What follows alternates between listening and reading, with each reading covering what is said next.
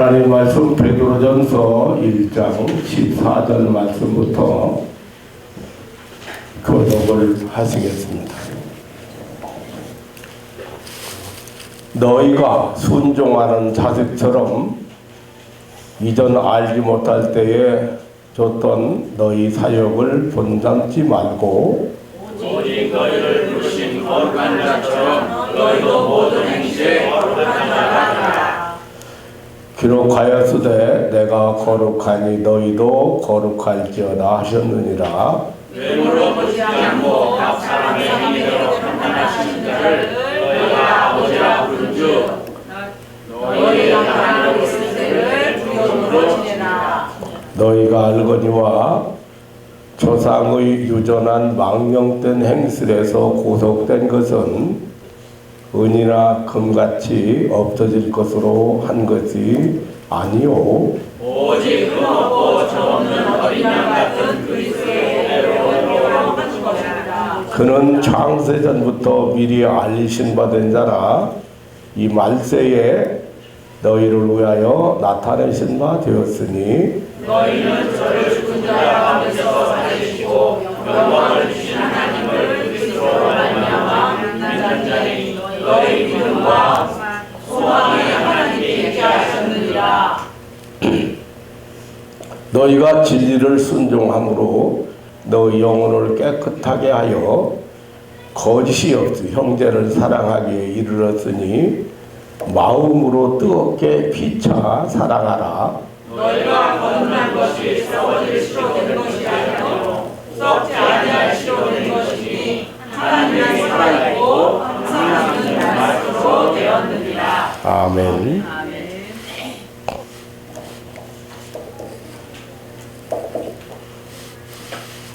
18절 한 절 다시 합독하시겠습니다. 18절 시작. 너희가 알거니와 너희 조상의 유전한 망령된 행실에서 구속된 것은 은이나 금같이 없어질 것으로 한 것이 아니요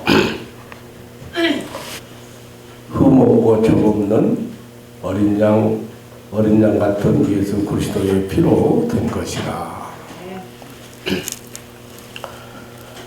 지난 주간에는 우리나라의 가장 큰 절기인 구정을 보냈습니다. 우리나라는 신정과 구정 두 번의 설을 보냅니다. 불과 한 달 전에 새해 복 많이 받아라는 인사를 많이 받았는데 또 똑같은 인사를 받으면서 왠지 좀 왠지 아니 또 새해야? 지난번에도 새해고 한 달 전에도 새해고 그런 생각이 들었습니다. 해마다 이 구정이 되면 흩어져 살던 가족들이 한자리에 모이고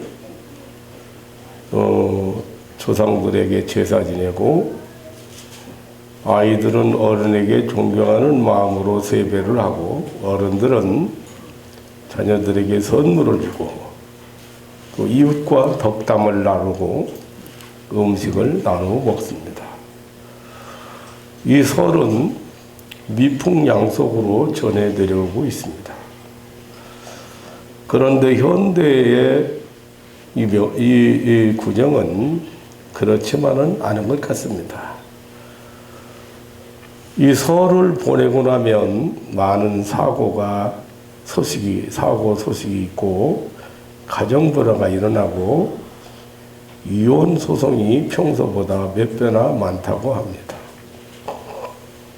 설날에 시댁에 안 간다고 차를 몰고 가게 안으로 돌진한 사람도 있다고 합니다. 설날에 안 왔다고 무슨 죄 지은 사람 취급을 하고 또 야단도 치고 그런 사람도 있다고 합니다. 옛날에 평소에 연락을 잘 못하고 또 오고 가지도 못할 때도 아니고 평소에 전화도 하고 화상으로 소식도 보내고 오가는 그런 소식이 자주 오고 가는 그런 시대에 사는데 사정상 못 갔기로서니 또 안 갔다고 뭐 핑계를 대고 안 갔다고 해서 그게 무슨 죄진 것도 아니고 그런데 사람들의 그 의식을 좀 고쳐야 하지 않나 그런 생각이 듭니다.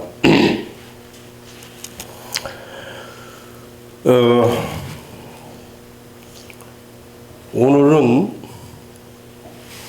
유전에서 구속받았다고 하는 이 베드로 사도의 그 성도들에게 주는 메시지를 통해서 이제 또 하나님의 선한 뜻을 그리고 그 사랑을 우리가 깨달아 보기를 원합니다. 베드로 전후서는 이 사도 베드로가 소아시아 여러 지역에서 살아가는 하나님의 자녀들, 그 흩어진 나그네들에게 위로와 격려와 소망의 편지를 보낸 내용입니다. 당시 예수 믿는다는 것 때문에 기독교인이 되었다고 하는 이유 때문에 그리고 사회적 신분 때문에 박해를 받고 죽음에까지 이르는 생명의 위협을 받고 있는 성도들에게 보내는 그런 편지입니다. 성령 하나님께서 사도 베드로를 통해서 이러한 신앙인들에게 산 소망을 가지고 살으라고는 격려와 위로를 보내주신 것입니다. 오늘 본문 말씀은 세상에 사는 성도들이 소망에 합당한 하늘나라의 소망을 가지고 사는 신앙인들에게 합당한 생활을 해야 된다는 것을 권면하는 내용입니다. 이 말씀 가운데 우리 성도들은 구원받기 전에 삶은 세상의 인습이나 전통이나 전에 내려오는 유전을 따라서 살았는데 그러한 불신앙의 세상 중에서 구원받았다는 사실을 말하고 있습니다. 그 사실을 가리켜서 너희가 알거니와 너희 조상의 유전한 망령된 행실에서 구속된 것은 은이나 금이나 없어질 것으로 한 것이 아니요 오직 흠없고 점없는 어린 양 같은 그리스도의 피로 한 것이라고 표현을 했습니다. 말씀을 하고 있습니다. 다시 말하면 우리는 불신자일 때 예수를 믿지 않을 때 그리스도 밖에 있을 때 그때는 조상의 유전에 따라 살면서 망령된 행실을 하며 살았는데 그런데 이제는 거기에서 구속되었다. 거기에서 해방되었다. 거기에서 살아났다. 거기에서 자유함을 얻었다고 하는 말씀입니다. 여기서 말하는 유전이라고 하는 것은 일반적인 의미 유전이라는 단어 그 낱말 뜻은 끼쳐 내려옴이란 뜻입니다. 그러니까 조상으로부터 자손에게 어떤 모양이나 개성이 전하여지는 현상을 말합니다. 이 유전이라고 하는 것은 물론 여러 종류가 있죠. 인습이나 가풍이나 성격까지도 있습니다.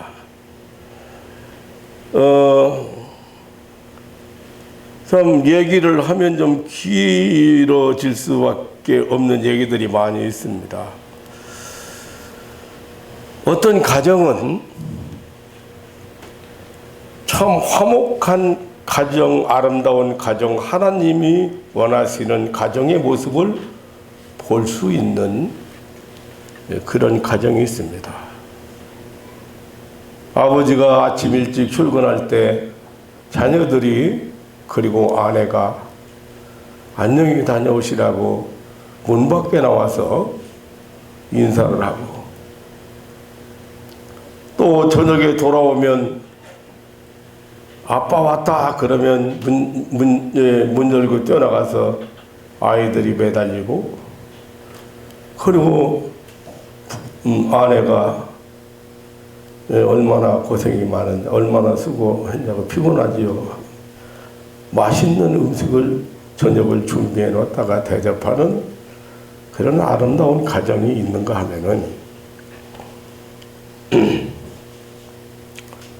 제가 어떤 사람 신방을 했는데 그것도 신분이 일반 성도의 신분이 아닌 사람이 신방을 했는데, 내가 당신 언제부터 안 때렸지? 남편이 아내를 보고 죽게 생겼다 해서 제가 남편이 죽게 생겼다 해서 신방을 했습니다. 그래서 내가 아니 여자가 어디 때릴 때 있다고 여자를 맨날 때려? 그랬더니 저는 어렸을 때 우리 아버지가 맨날 어머니 때리는 것만 보고 살아서 말 대답하고 기분 나쁘면 때리는 걸로 알아요. 이런 가정, 이러한 유전을 받아서는 안 될 이러한 가정이 쳐다보면서 돌아오면서 참 이해할 수 없는 세계도 있다. 우리 어렸을 때 어른들이 버릇없고 그리고 그 예의가 바르지 못하는 사람을 보면서 저런 쌍놈의 자식이라고, 그래서 그게 무슨 얘기인가를 잘 몰랐어요. 그런데 그 가문이, 그 가정이 남을 배려할 줄 모르고 남을 대접할 줄 모르고 남을 존경할 줄 모르고 이러한 가문에서 자란 사람들이 밖에 나와서도 또 마찬가지.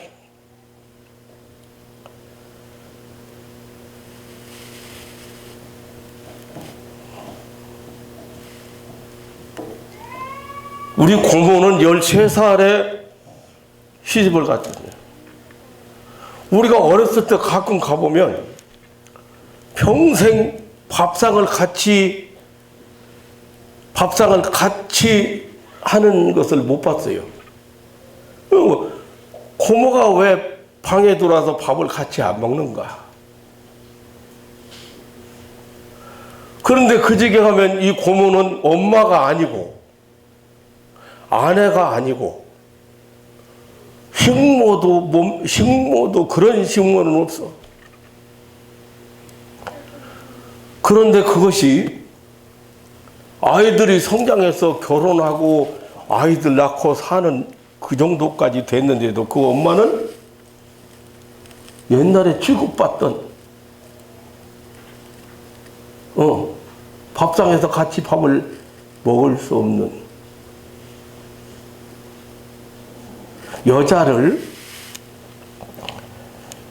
여자나 아이를 멸시하는 가정, 여자나 아이를 아주 인간으로 취급하지 않는 가정,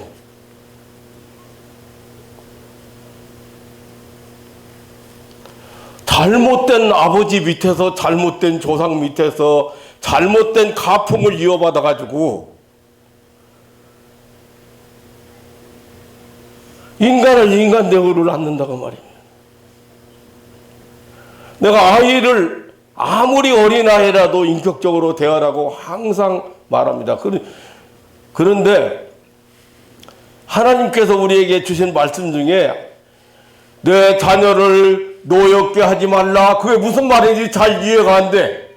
왜냐하면 우리는 생전 아이들 노엽게 하거나 아이들 야단치거나 아이들한테 욕하거나 아이들한테 매를 지르거나 책망하거나 그렇게 안 살아봐서. 그런데 가니까 이해가 돼야 안 돼요. 또 남편 아내들이여 남편에게 복종하기를 주께 하듯 하라. 너희 몸의 구주요 너희 머리요. 그 말이 왜 필요한가를 잘 몰라. 평소에 남편을 잘 받들고 남편을 왕처럼 남편을 주인처럼, 주인이요 사실은 몸의 주인이에요. 몸의 구주야. 남편들이요 아내 사랑하기를 자기 몸처럼 해라 그런데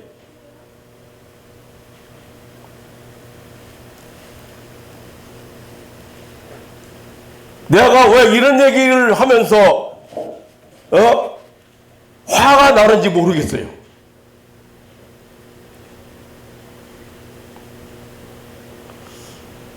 어떻게 소중한 사람에게 소리를 지릅니까? 어떻게 소중한 사람에게 멸시를 합니까? 어떻게 소중한 사람에게 홀대를 합니까?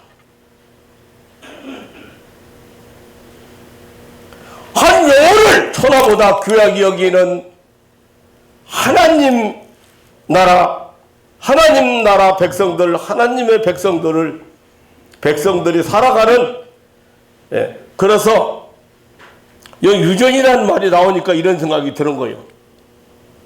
어떤 가풍이라든가 무슨 성격이라든가 혹은 인습이라든가 이런 것들이 유전일 수 있다고 말이니까, 그러니까 이런 것들을 말한 이 지금 유전이라는 말 속에 포함되어 있다 그 말입니다.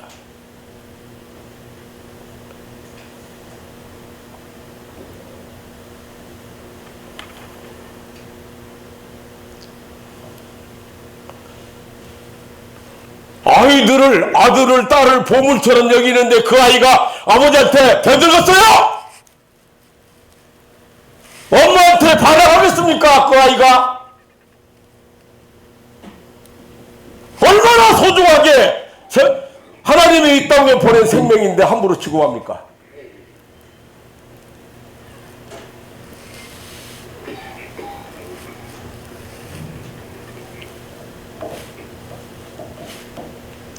좋은 유전도 있고 좋지 않은 유전도 있습니다.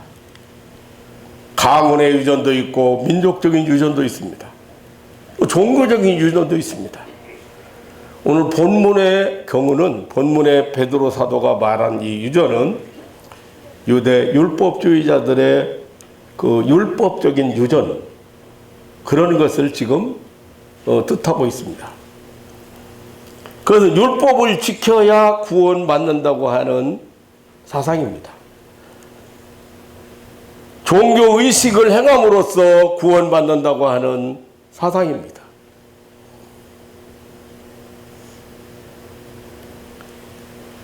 그것을 18절에 너희 조상의 유전이라고 표현했습니다. 조상들로부터 내려온, 받은 유전. 당시 초대교회 여러 지역에서는 각 나라와 지방마다 고유한 유전들이 많이 있었습니다. 그래서 예수를 믿고 교회에 들어왔지만 아직까지 이 구원의 도리와 지식이 확실하지 못한 사람들이 교회 안에 들어와서도 여러 가지 조상의 유전이나 그 지방의 유전들에서 벗어나지 못하고 이끌리고 있는 사람들이 있었습니다.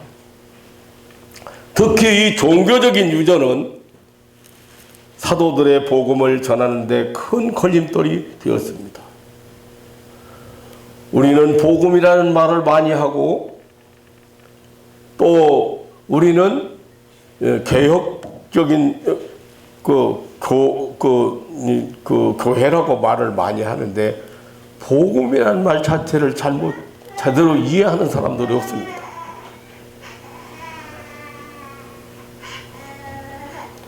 복음은 예수님이 전한 예수님이 천국을 전했는데 그 예수님이 전한 천국입니다. 천국. 천국이 도래했다는 겁니다. 천국이 왔다는 겁니다. 그 말이 무슨 말입니까? 천국으로 초청하는 거예요. 천국을 살아가라는 겁니다.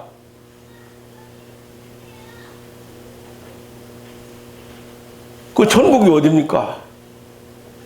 우리 도현이가 4학년 때 대답을 100점짜리 했어요. 하나님 계신 곳이라고.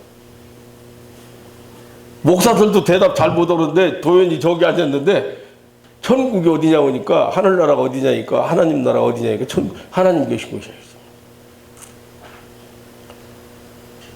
하나님이 어디에 계신데요? 죄 짓는 곳에 하나님이 거기 같이 계시겠어요? 소리 지르는 곳에 하나님이 계시겠어요? 미워하는 곳에 하나님이 계시겠습니까? 싸우는 곳에 하나님이 계시겠습니까? 그건 하나님이 계신 것이 아닙니다. 거기 마귀가 있는 것이지.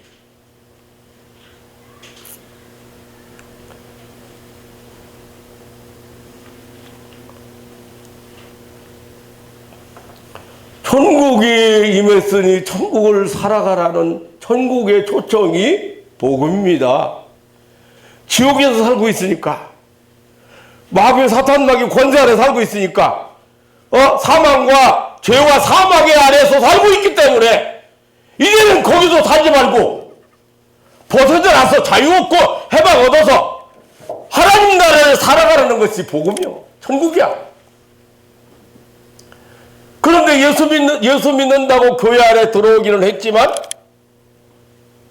아직도 이 유전에서 못 벗어난 거야.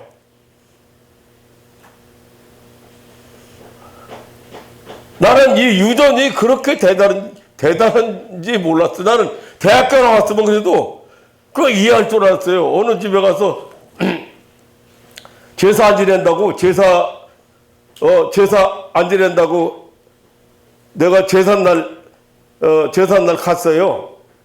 그 예수 믿기 시작했으니까 이제 제사 안 지낸다 해서 그럼 목사님 어떻게 할까요? 제사를 안 지내면 어떻게 할까요? 그래서 그럼 내가 오늘 갈게. 갔어. 먼 길을 갔습니다. 아들이 왔는데요.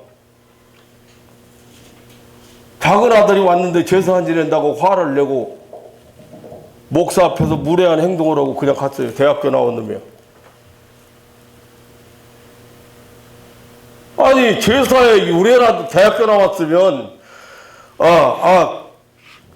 집에서 이제 제사 안 지내기로 했다 그러면 언제부터 제사는 왜 어떻게 유래되었는지, 제사가 어떻게 유익한지, 정말 조사에게 제사를 지내는 것이 옳은 건지 한번 생각을 해봐야 될 거 아니야. 나하고 얘기해보자. 제사에 대해서 한번 얘기해보자. 정말 죽은 사람이 제삿날 와가지고 제사밥 얻어먹고 가는 거야. 죽은 사람을 조상을 그렇게 숭배해 드는 거. 화내고 가버렸어요.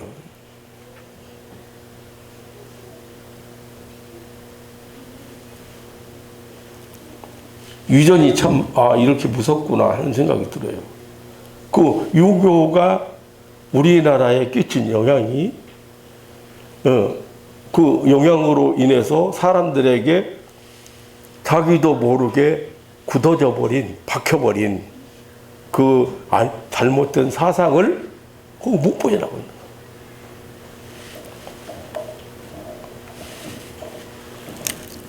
그러니까 당시에도 예수 믿고 교회에 들어왔지만 아직까지 이 구원의 도리를 모르고 이 복음이 뭔지를 모르고 하나님이 이제 모든 죄를 다 사해주고 이제는 지옥에서 살 필요 없고 이런 유전이나 이런 것들이 얽어매고 이런 것들한테 이런 것들에 노예가 되어 살 필요가 없고 하늘나라를 살아가라는데 그러나 이 구원의 지식이 도리나 지식이 확실하지 못한 자들이 교회 안에 들어와서도 여러 가지 조상의 유전이나 그 지방의 유전을 벗어나지 못하고 살고 있는 사람들이 있었다는 거예요.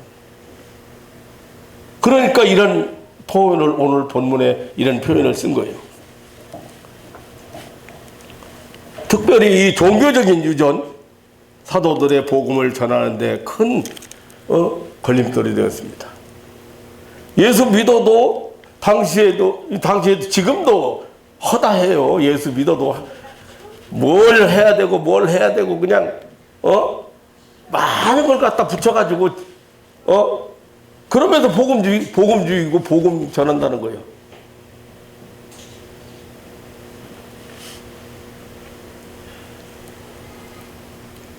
예수 믿어도 할례를 받아야 구원받는다고 하는 바리새적인 그 율법적인 행위로 구원받는다는 유전. 또 유대 나라에는 그 종파가 뭐 에스네파라든지, 에스네파는 특별히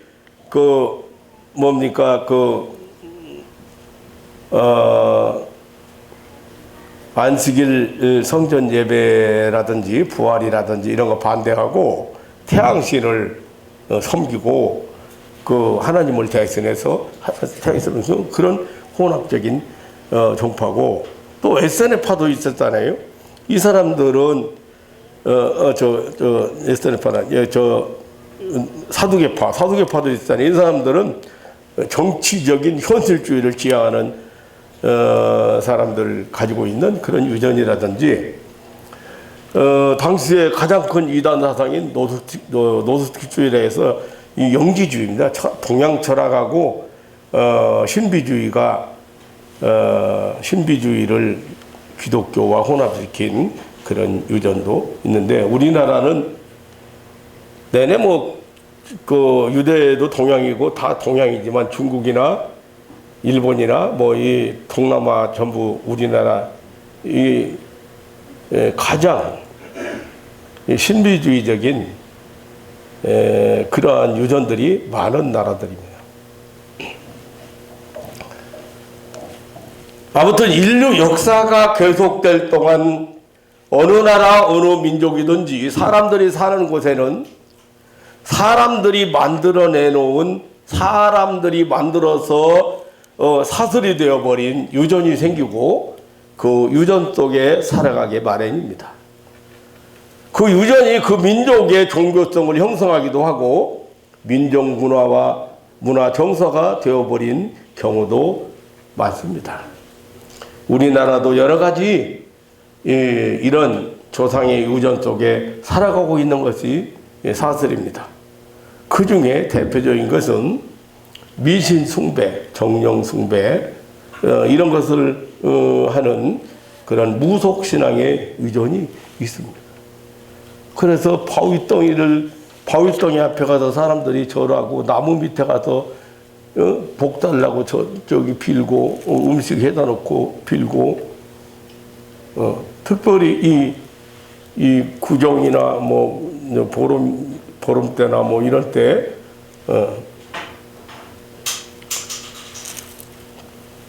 또한 불교를 통한 유전, 우상 숭배라든지 그런 허무주의적인 유전도 있고, 유교로 말미암은 조상 숭배와 도덕 철학의 유전들도 있습니다.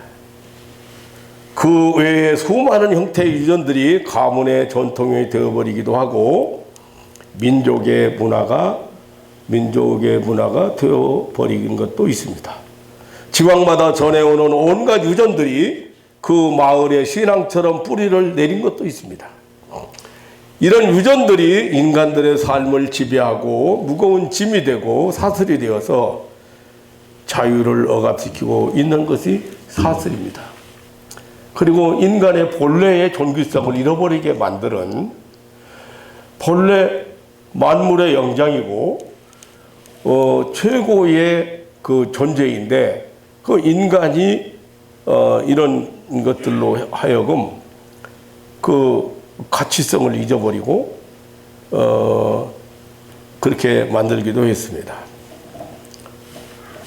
그래서 이런 유전들을 망령된 행실이라고 했습니다. 여기 18절 너희 조상의 망령된 행실이라고 그렇게 표현했어요. 망령된 행실이란 공허한 행위, 내용이 없는 허무한 행위, 쓸모없는 행위, 미련하고 바보스러운 행위를 뜻합니다. 조상의 유전을 따라 사는 삶은 망령된 행실이라고 했습니다. 공허한 삶이라고 했습니다. 무의미한 삶이란 말입니다. 당시에도 바리새파의 할례 유전이나 또 그노시스파의 신비주의 그런 유전이나 또 선조들로부터 유전되어 온 삶이란 그 결과가 헛된 것이고 아무것도 아니라고 한 것입니다. 우리나라의 경우를 보면 무속신앙의 유전은 결국 사람들로 하여금 운명론에 빠지게 했습니다. 불교의 우상숭배 사상이나 염세주의 사상 이런 것들은 사람들로 하여금 허무와 공허에 빠지게 했습니다. 또 유교 어떻습니까? 도덕과 윤리를 강하게 내세웠지만 인간의 존엄성이, 인간의 평등성이 무너져 버렸고 계급 사회가 생기고 인간 차별 사회가 일어나게 된 것입니다. 또 조상숭배 사상으로 발전된 제사의 유전이 주는 망령된 행실을 보면 참으로 기가 막힙니다. 부모 효도를 앞세우고 벌어지는 장례식 문화라든가 제사의식, 가문과 가정의 재래의식 절차로 인한 수많은 갈등과 불화를 조장하고 있습니다. 더욱 이러한 조상숭배 제사 행위는 하나님 앞에 큰 범죄 행위가 되는 것입니다. 성경은 사람이 이 세상을 살다가 죽은 후에는 이 세상과 전혀 관계할 수 없다고 가르칩니다.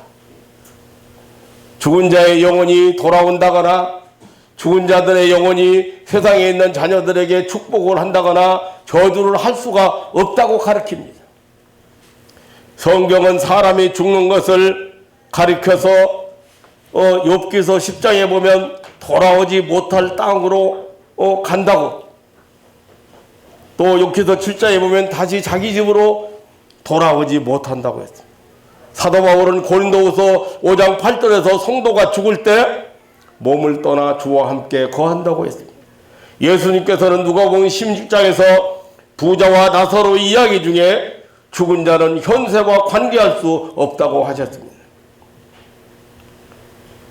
구약 성경에 보면요, 레위기서 20장 6절이라든지 신명기 18장 9절로 12절이라든지 이사야서 8장 19절로 20절에 보면 또 출애굽기 22장 18절이라든지 이런 데 보면 죽은 자와 산 자를 만나게 해준다거나 죽은 자와 산 자 사이에서 중간 역할을 해준다고 하는 무당이 있잖아요. 무당.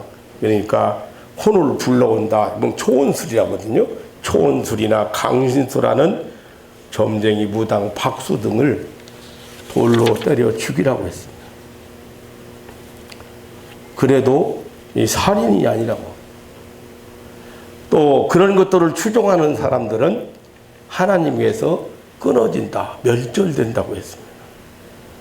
그럼 얼마나 이것들이 인간들로 하여금 이런 것을 통해서 인간들로 하여금 잘못되게 하는지를 알아야 됩니다. 인간은 얼마만큼 속여먹고 있는지를 알아야 됩니다. 더욱이 죽은 자를 위한 기도라든지 예배라든지 제사 행위는 용납할 수 없는 행위로서 성경 교훈에 크게 위배되는 것입니다.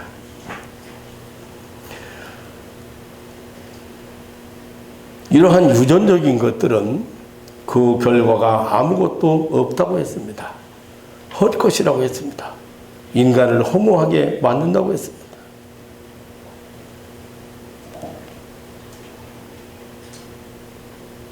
우리 예수 믿는 사람들은 이런 것에서 구속되었다고 오늘 너희 조상의 의존한 망령된 행실에서 구속된 것은, 그러니까 너희도 알거니와 너희 조상 유전한 행실에서 망령된 행실에서 구속된 것은 음이나 금같이 없어질 것으로 한 것이 아니요 오직 흠없고 점없는 어린 양 같은 그리스도의 보배로운 피로, 양 같은 그리스도의 보배로운 피로 한 것이라. 그러니까 이 말씀을 보면은 조상으로부터 유전되어 온 망령된 행실이 바로 불신앙의 삶이란 뜻입니다. 죽음의 삶이란 말입니다. 죄와 사망의 법 아래 삶이란 말입니다. 이런 사망의 삶에서 우리를 예수님께서 구속했다는 것입니다. 다시 말하면 조상의 유전이 죄고 사망이란 말입니다. 한 사람 아담의 유전이 죄라고 했습니다. 이 죄로 말미암아 사망이 왔다고 했습니다. 아담의 죄와 사망은 모든 인류에게 유전된 것입니다. 이 죄악의 유전의 그 결과 모든 인류는 사망 아래 놓이게 된 것입니다. 그래서 하나님께서는 독생자 예수 그리스도를 세상에 보내신 것입니다. 그 독생자 예수 그리스도가 우리의 죄값인 사망을 대신 지불하여 주신 것입니다. 우리는 죄와 사망의 유전에서 이 죄와 사망의 유전의 사슬에서 해방됩니다. 이제 죽음은 우리를 결박할 수 없게 되었습니다. 이제 죄와 죽음이 우리와 상관없게 되었습니다. 여기 구속이란 말은 값을 지불하고 사냈다고는 뜻입니다. 값을 지불하고 매여 있던 것을 도로 풀어서 내온다는 뜻입니다. 이 말은 당시 팔려간 노예를 다시 돈을 지불하고 도로 찾아왔다는 데서 사용된 말입니다. 우리 모두 조상의 유전한 망령된 행세에서 구속, 즉 사망에서 도로 찾아온 음을 받은 자들입니다.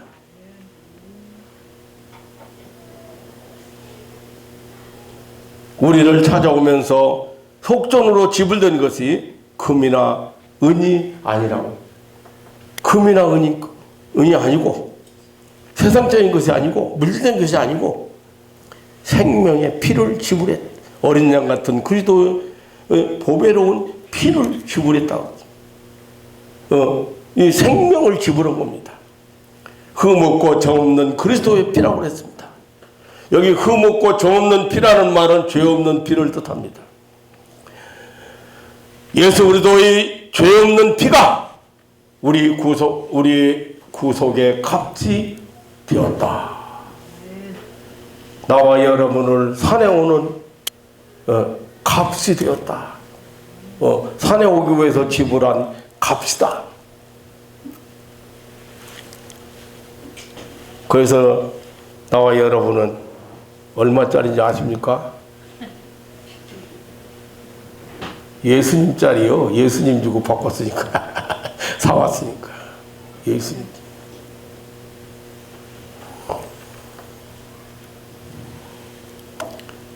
계시록 1장 5절에 그 피가 우리를 죄에서 해방했다고 했습니다. 에베소 2장 13절에 그 피가 우리로 하여금 하나님과 가까워지게 했다고 했습니다. 요한일서 1장 7절에 그 피가 우리를 하나님과 화목하게 했다고 했습니다. 로마서 5장 9절에 그 피가 우리를 죄 없다고 무죄 선언했다고 했습니다. 우리를 의롭다고 의인이라고 했습니다. 히브리서 10장 15절에 그 피가 우리로 하여금 하나님의 성소에 들어갈 담력을 얻게 했다고 했습니다. 히브리서 9장 12절에 그 피가 영원한 속죄를 이루었다고 했습니다. 히브리서 9장 14절에 그 피가 우리 죽은 행실에서 깨끗하게 하고 살아계신 하나님을 섬기게 했습니다. 유전은 어떻게 보면 죽은 행실이에요. 유전이라고 하는 것은 그 아담으로부터 오면서 사람들이 계속해서 만들어 붙였어. 만들어냈어.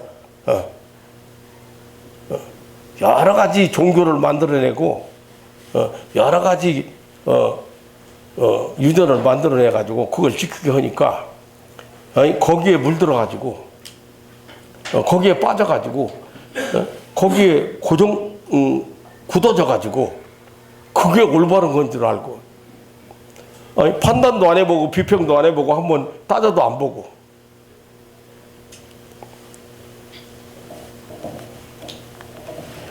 히브리서 13장 12절에 그 피가 우리를 거룩하게 했다고 했습니다.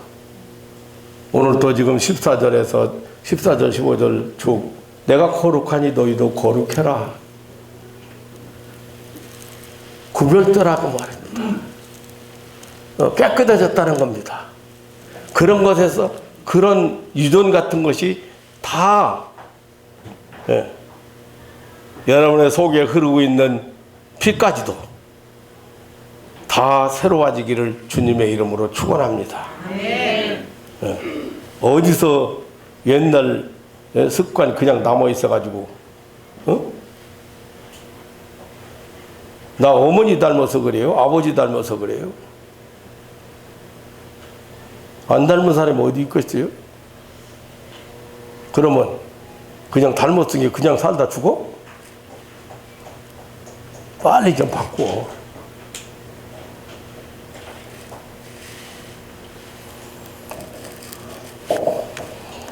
사랑하는 성도 여러분, 조상의 유전, 그것들은 망령된 행실입니다. 그것은 사망입니다. 그것은 영원한 절망이요 허무입니다. 그것은 인생에게 무거운 짐이요 얼거매는 사슬입니다. 우리는 이 유전의 망령된 행실에서 구속된 자들입니다. 사망의 권세에서 해방받은 자들이라 그 말입니다. 예수 그리스도의 보배로운 피가 우리를 해방했습니다. 그러므로 그 어떠한 유전에도 매일 이유가 없습니다. 또 매여서는 안 됩니다. 특히 종교적인 유전, 율법주의 유전, 이행 득구의 사상 같은 유전에서 자유하시기를 주님의 이름으로 축원합니다. 무엇을 해야만이 구원받는다고는 이행 득구의 사상이 왠지 모르게 자꾸 그 유전이 자리 잡고 있다고 말. 사랑하는 성도 여러분, 자유자로 살아가시기를 축원합니다. 성령의 생명의 법 아래서 살아가시기를 주님의 이름으로 축원합니다. 하나님 나라를 살아가는 복 있는 백성들이 되시기를 주님의 이름으로 축원합니다. 사랑의 법으로, 은혜의 법으로, 신령한 법으로 살아가시기를 주님의 이름으로 축원합니다. 영생의 소망으로 살아가는 성도들이 되시기를.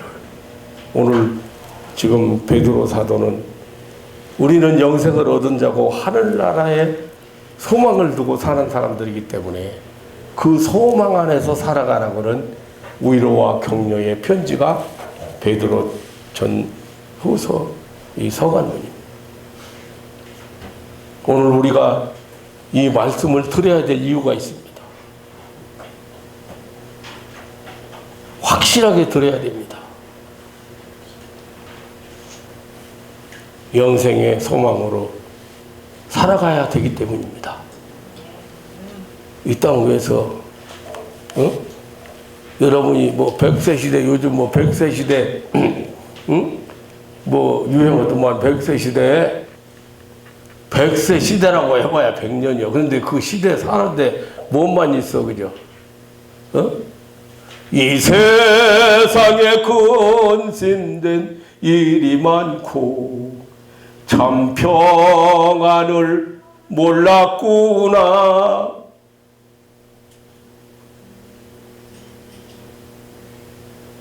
그저 또 할머니 신방하니까 또 근심에 꽉 차 있어. 누구 때문에? 병들어서 누워있는 자기보다는 저 큰아들, 작은 아들, 큰아들, 작은 아들, 시집간 딸 생각하면서 근심하고 있는 거예요.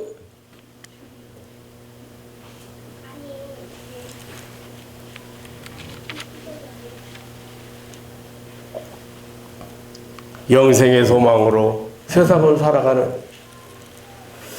복 있는 신앙인들 되시기를 주님의 이름으로 축원합니다. 아멘. 자비로우신 아버지 하나님, 이 하나님의 놀라운 사랑이나 이 하나님의 놀라운 계획이나 이 하나님의 놀라운 구원의 은혜를 날마다 외쳐도 다 할 수 없는 은혜인 것을 압니다. 사랑하는 가족들이 이 놀라운 하나님의 은혜 안에서 날마다 영생의 소망으로 살아가는 믿음의 식구들 되게 하여 주옵소서. 사랑의 법으로 살아가고 은혜의 법으로 살아가고 신령한 법으로 살아가는 하늘나라의 시민들이 되게 하여 주옵소서. 자비로우신 아버지 하나님, 명절을 보내면서 이 민속절을 보내면서 사랑하는 가족들이 영성이 깨어진 사람이 있습니까? 영성을 파괴시킨 사람이 있습니까? 영성을 잊어버린 사람이 있습니까? 하나님의 때때로 하나님의 음성을 듣고 하나님의 인도함을 따르고 하나님의 말씀 앞에 은혜를 받아야 되는데 하나님의 음성이 들리지 않고 하나님의 말씀에 깨달아지지 않고 이게 어두워져 버린 그런 사람이 있다고 하면 오늘 이 순간에 확실하게 벗어나게 하여 주시옵소서. 저들 심령 속에 우리 그리스도의 빛이 밝게 비추셔서 어두운 것들이 사라지는 역사가 있게 하여 주옵소서. 그래서 이 세상을 초연한 신령한 세계를 살아갈 수 있는 영성으로 회복시켜 주옵소서. 날마다 주와 함께 사는, 주 안에서 사는, 믿음으로 사는 아름다운 삶을 살아가도록 축복하여 주옵소서. 감사하며 예수님의 이름으로 기도하옵나이다. 아멘.